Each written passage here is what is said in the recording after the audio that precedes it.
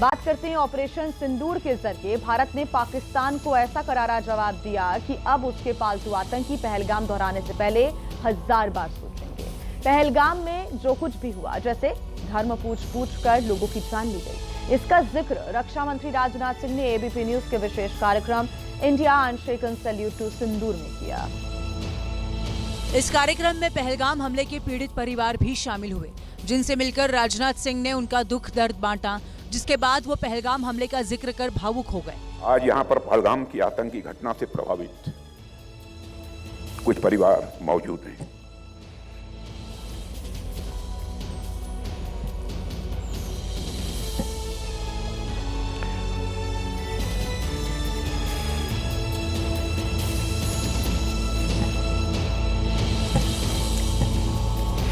मैं कल्पना भी नहीं कर सकता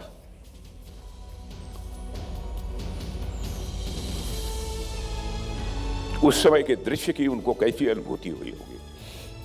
पहलगाम में धर्म पूछकर गोली मारने को उन्होंने क्रूरता बताया। जिस प्रकार आतंकवादियों ने निर्दोष लोगों को उनका धर्म पूछ करके गोलियां मारी, यह क्रूरता की पराकाष्ठा थी। भारत की सामाजिक एकता को तोड़ने का और देशवासियों की भावनाओं को भड़काने की मैं मानता हूं कि एक सोची समझी साजिश थी। जम्मू कश्मीर के पहलगाम में 22 अप्रैल को आतंकियों ने पर्यटकों को निशाना बनाया था। तो एबीपी न्यूज के विशेष कार्यक्रम इंडिया अनशेकन में रक्षा मंत्री राजनाथ सिंह ने टैरिफ वॉर पर अमेरिका को भी करारा जवाब दिया है। ने साफ शब्दों में अमेरिका को चेताया कि भारत किसी भी दबाव में झुकेगा नहीं।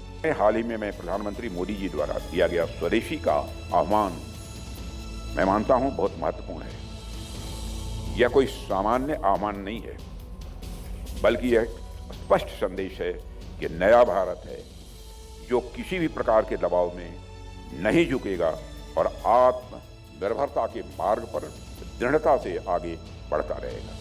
रक्षा मंत्री राजनाथ सिंह ने घरेलू उत्पादों पर भी जोर दिया। आज vocal for local, one district one product, startup India, make in India और आत्मनिर्भर भारत जैसी पहलों के माध्यम से हमारी सरकार ने बीते एक दशक में जो आत्मनिर्भरता, सेल्फ रिलायंस का जो खाका खींचा है, यह उसी विजन का एक एक्सटेंशन है। यह भारत की रणनीतिक और औद्योगिक आत्मनिर्भरता की दिशा में लिया गया एक ठोस संकल्प है, ताकि देश वैश्विक अस्थिरताओं और बाहरी दबावों का सामना आत्मबल और आत्म गौरव के साथ कर सके। राजनाथ सिंह ने भारत को सबसे तेजी से बढ़ती अर्थव्यवस्था बताया। साथियों, भारत आज दुनिया की तीसरी सबसे बड़ी अर्थव्यवस्था बनने की दिशा में तेजी से आगे बढ़ रहा है। और यह केवल आकांक्षा नहीं है, यह हमारा आत्मविश्वास है, क्योंकि हम जानते हैं कि भारत का आर्थिक भविष्य उज्जवल है। तो वहीं थल सेना प्रमुख ने एक कार्यक्रम में ऑपरेशन सिंदूर की शौर्य गाथा के बारे में बताया। उन्होंने बताया कि ऑपरेशन सिंदूर को कैसे अंजाम दिया गया, जिससे पाकिस्तान को रातों की नींद उसकी उड़ गई। उन्होंने कार्यक्रम में बड़ा बयान दिया कि सेना को पूरी छूट दी गई थी। उन्होंने ये भी बताया कि इस तरह का आत्मविश्वास, राजनीतिक दिशा और राजनीतिक स्पष्टता पहली बार देखी।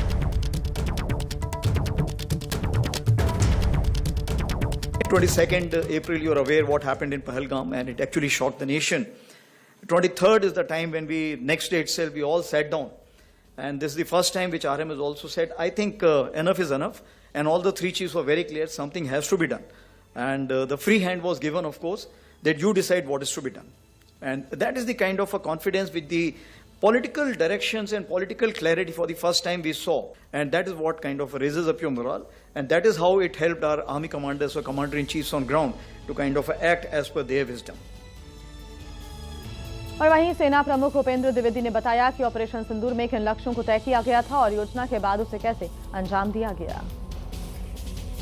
We visited the Northern Command, as you're aware, that is the place where we thought, planned, conceptualized and executed the 7 targets out of the 9 which were destroyed, and where a lot of terrorists were killed.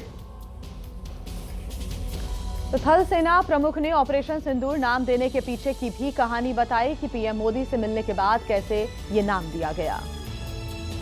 9th April, of course, was the time when we met the Prime Minister for the first time. How a small name of Sindoor connects the whole nation. And I think that was the connect which they brought the whole nation together for one cause. And that is the reason I think the whole nation was saying, why have you stopped? I think that's the question which was being asked. But of course, that has been amply answered by. If you ask to a Pakistani whether you lost or won, you say, my chief has become Field Marshal, we must have won only, that's why he has become Field Marshal. थल सेना प्रमुख उपेंद्र द्विवेदी ने बताया कि शतरंज के 64 खानों की तरह चाल चली गई और पाकिस्तान को घेरा गया। And of Sindoor, what we did, we played chess. We did not know what is the next move the enemy is going to take and what are we going to do. This is something we called about the grey zone. Grey zone is that we are not going for the conventional operations, but we are doing something which is just short of the conventional operation. So we were making the chess moves. He was also making the chess moves. Somewhere we were giving him checkmate and somewhere we were kind of going in for the kill at the risk of even losing our own, but that's the way life is all about.